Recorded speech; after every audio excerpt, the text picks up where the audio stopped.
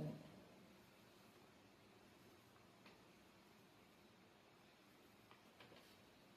So ಮಾನವನ ಹೃದಯ ನಿಮಗೆ ತುಂಬ ಕಷ್ಟ ಆಗುತ್ತೆ. ಸೊ ಅದನ್ನು ನಾನು ಈಸಿಯಾಗಿ ಹೇಳ್ಕೊಡ್ತೀನಿ. ಫಸ್ಟು ಒಂದು ವಿ ಶೇಪಲ್ಲಿ ಗೆರೆ ಹಾಕ್ಕೊಳ್ಳಿ. ಅದರ ಆಪೋಸಿಟಲ್ಲೇ ಒಂದು ಸ್ಮಾಲ್ ವಿ ಶೇಪ್ ಹಾಕ್ಕೊಳ್ಳಿ. ನೆಕ್ಸ್ಟು ವೈ ಶೇಪಲ್ಲಿ ಒಂದು ಗೆರೆಯನ್ನು ಹಾಕ್ಕೊಳ್ಳಿ. ಸೊ ಈ ಎರಡೂ ಗೆರೆಗಳನ್ನು ಡಬಲ್ ಲೈನ್ ಬರೆಯೋಣ.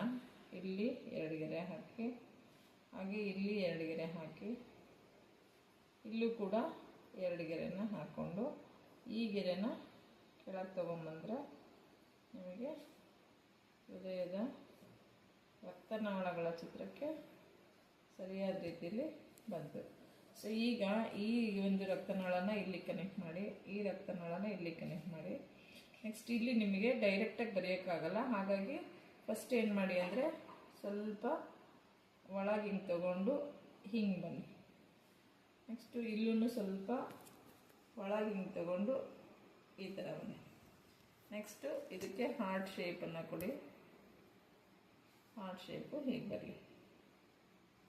ಸ್ವಲ್ಪ ವಾಲಿರಬೇಕು, ಎಡಭಾಗಕ್ಕೆ ವಾಲಿದಂತೆ ಇರುತ್ತೆ ಮನುಷ್ಯನ ಹೃದಯ ಅಂತೇಳಿ, ಹಾಗಾಗಿ ವಾಲಿರಬೇಕು.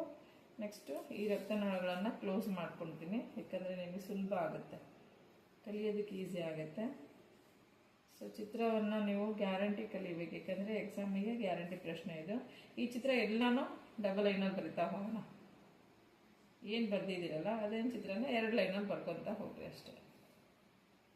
ಸೊ ವಿ ಮತ್ತು ವೈ ಶೇಪಲ್ಲಿ ಆಗಿರ್ತಕ್ಕಂತಹ ರಕ್ತನಾಳಗಳನ್ನು ಸೊ 2 ಲೈನಲ್ಲಿ ಬರೆದ್ರೆ ಡಬಲ್ ಲೈನಲ್ಲಿ ಚಿತ್ರ ನಿಮಗೆ ಕಂಪ್ಲೀಟ್ ಆಗುತ್ತೆ. ಯಾಕಂದರೆ ಇದು ನೀಳಛೇದ ನೋಟದ ಚಿತ್ರ ಆಗಿರೋದ್ರಿಂದ ಸೊ ಈ ಥರ ಡಬಲ್ ಲೈನಲ್ಲಿ ತೋರಿಸಲೇಬೇಕಾಗುತ್ತೆ ನೀವು.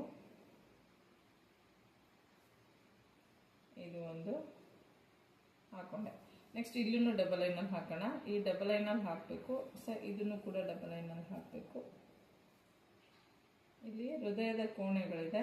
ಸೊ ಮೊದಲ 2 ಕೋಣೆಗಳು, ಇಲ್ಲಿ ಇನ್ನೊಂದು ಕೋಣೆ ಅಂದರೆ ಕೆಳಗಿನ ಕೋಣೆಯನ್ನು ತಗೊಳ್ಬೇಕಾದ್ರೆ ಪೂರ್ತಿ ಹೋಗಬಾರ್ದು, ಇಲ್ಲಿ ನಿಲ್ಲಿಸ್ಕೋಬೇಕು.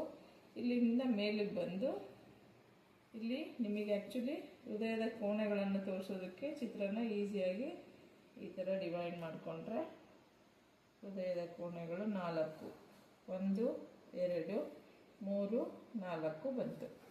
ಸೊ ಮನುಷ್ಯನ ಹೃದಯ 4 ಕೋಣೆಗಳಿಂದ ಮಾಡಲ್ಪಟ್ಟಿದೆ. ಎಡಭಾಗದ